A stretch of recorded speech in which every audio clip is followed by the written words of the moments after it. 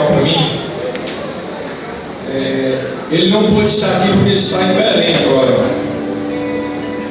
Mas quando nós compomos esse hino, havia um amigo nosso muito chegado, que era o Edgar.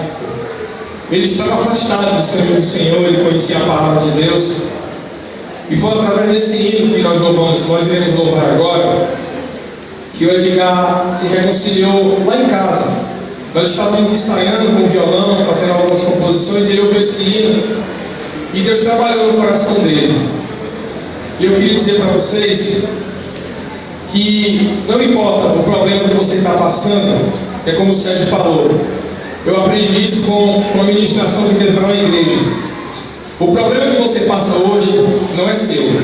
É estranho, né? Não sou assim estranho.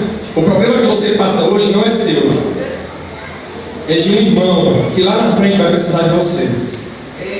Quem pode dar bem por isso? Glória ao Senhor. Porque a experiência de vida que nós passamos, cada experiência que você tem, ela é única porque você é único. Mas isso não impede que o inimigo, assim como tentou agir na tua vida para impedir você de receber a sua bênção, o seu sonho, você recebeu, ele vai agir na vida de alguém.